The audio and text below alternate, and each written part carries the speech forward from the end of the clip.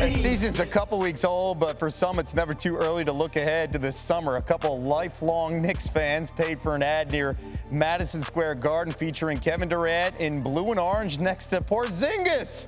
Now, Durant can be an unrestricted free agent next summer. KD, what do you think about this billboard? I mean, to be honest, I don't know how to feel about that type of stuff. I mean, it's not. It's cool, no disrespect, but I'm not really impressed with that type of stuff. I just really like playing basketball. You know what I'm saying? I try to focus.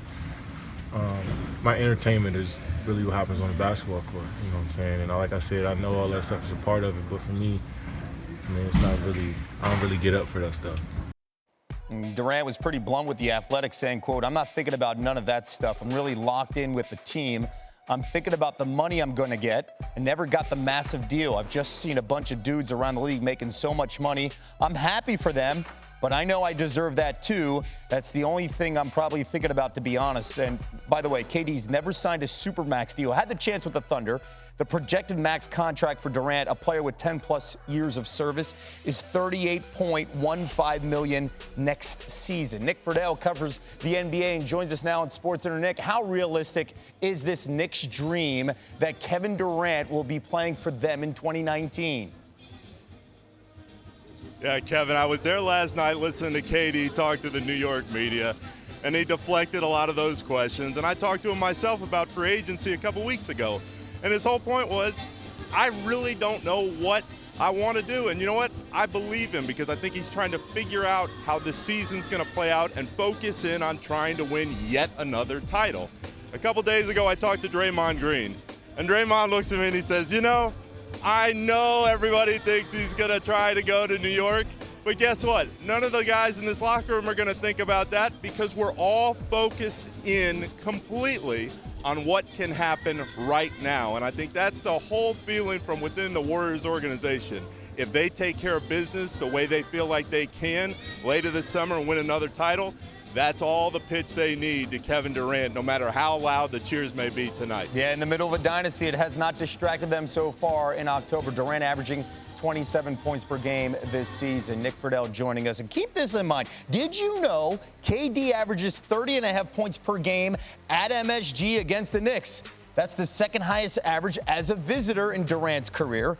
He averaged 30.6 when he was a visiting player against, of all teams, you guessed it, the Warriors. There's a lot of smoke right now, a lot of talk that he could end up in New York. A story posted today on ESPN.com details exactly how the Knicks could land Kevin Durant. Here's a look at the salary cap and some of the logistics roster-wise that would put the Knicks in position to do so. They're above the cap next summer. They need $38.1 million to sign him to a max deal. So they'd free up $28 million by wiping away free agent holds of everybody except Porzingis, Burke, and then their 2019 first-round pick. And then there are 3 options for them to free up the final $10 million. So a lot has to happen, but it is possible. So the Warriors and Kevin Durant, again, in New York to play the Knicks tonight. Ian Begley is live at the Garden. And Ian, again, we saw number-wise how it can happen. What else do the Knicks need to do to try to convince him to come and play with the Knicks? They need to show Kevin Durant that this organization is stable, that this is not the organization of Jim Dolan versus Charles Oakley. It's not the organization of Phil Jackson versus Carmelo Anthony, that this is a normally functioning NBA organization, because I think players always want to come to play in New York because of the city, because of the market, but the turnoff was all the drama surrounding the Knicks. And they also can talk to Kevin Durant about playing with Kristaps Porzingis, playing with head coach David Fizdale, and if Durant is interested in changing the narrative about how he jumped on the bandwagon in Golden State, they can talk to Kevin about how if you win in New York, that is a forever thing. They put statues of you in front of this building, so they do have some selling points for Durant. Although, gosh, wouldn't it be hard to leave that in Golden State? We've heard rumors of him possibly coming to Los Angeles as well. It's going to be an interesting countdown to potential free agency next summer. Ian Begley at the Garden. Thank you, sir. Kevin Durant and company on the court as they get set to take on this Knicks team that everybody there has been waiting. Is this the year they turn things around? Look at his average in his career, over 30 points per, as KD and the Warriors try to take down the Knicks on the road tonight. Kevin? And it's great to have NBA champ Paul Pierce with us here on SportsCenter. Paul, how much are you buying Kevin Durant as a New York Knick? I'm not so sure. I think Golden State is going to be his final destination.